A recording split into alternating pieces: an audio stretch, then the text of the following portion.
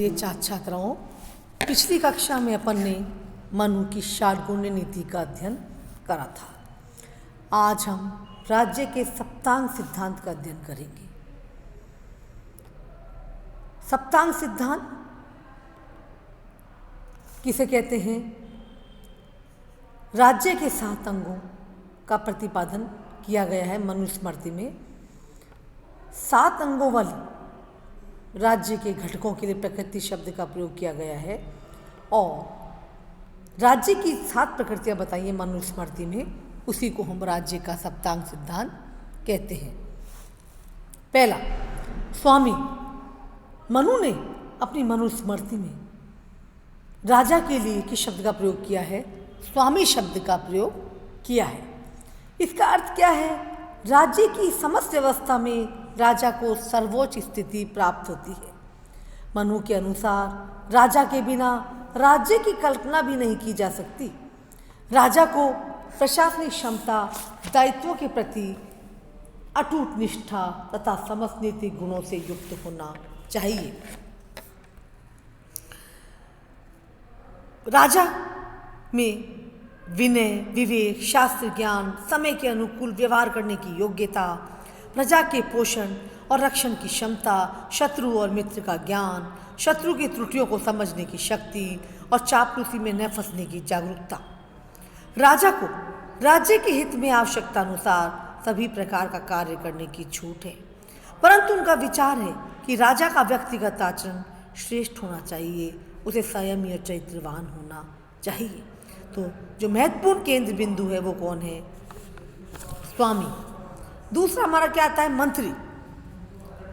मंत्री का काम क्या है? परामर्श देने का, यानी कुशल मंत्रियों के बिना राज्य का कार्य नहीं चलाया जा सकता।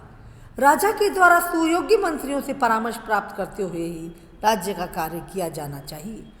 मनु ने मंत्रियों के लिए आवश्यक गुणों और योग्यताओं का पर्याप्त विस्तार से उल्लेख किया है।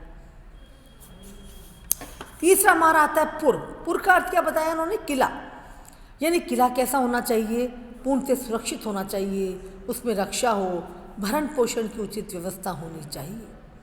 पुर की कई श्रेणियां बताई हैं: धानवन, मही, जल, वृक्ष, मनुष्य और गिरिदुर्ग। नेक्स्ट आता है राज्य। अब मनु ने राज्य शब्द का प्रयोग किस अर्थ में किया है? कौटिल्य ने इसको क्या कहा है? जनपद। और मनु ने इसका क्या प्रयोग किया है? राज्य।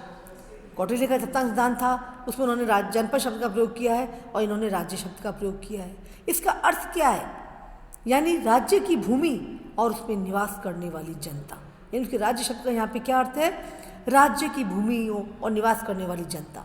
यानी राज्य की भूमि कैसी होनी चाहिए और उसमें निवास करने वाली जनता कैसी होनी चाहिए। नेक्स्ट, कोश। कोश बड़ा इंपॉर्टेंट होता है, उसके बिना कोई भी कार्य नहीं हो सकते। कोश राज्य का न केवल अनिवार्य वरन अति महत्वपूर्ण अंग है। मनु की क्या मान्यता है कि राजा के पास समुचित मात्रा में कोश होने पर ही प्रजा की सुरक्षा और उसके कल्याण के लिए विभिन्न प्रकार के कार्य करने के दायित्वों की पूर्ति कर सकता है। नेक्स्ट हमारा आता है दंड। यह दंड का अर्थ क्या बताया मनु ने? सेना। यानी राज्य की जो रक्षा करती है वो उसको दंड का है सेना, यानी राज्य की रक्षा करने वाली शक्ति। मनु ने सेना के अनेक अंगों का उल्लेख किया है: हस्ती सेना, रथ सेना, अश्व सेना, जल सेना, पदाति सेना। और मनु ने राजा को क्या परामर्श दिया है कि सेना के सभी अंगों को सुदृढ़ कर राज्य की रक्षा के लिए समुचित व्यवस्था करें। नेक्स्ट क्या आता है? मित्र। मित्र का क्या अर्थ है? अंतर्राष्ट्रीय राजनीति में राज्य के मित्र अथवा एक राज्य के अन्य राज्यों के साथ मैत्रीपूर्ण संबंध।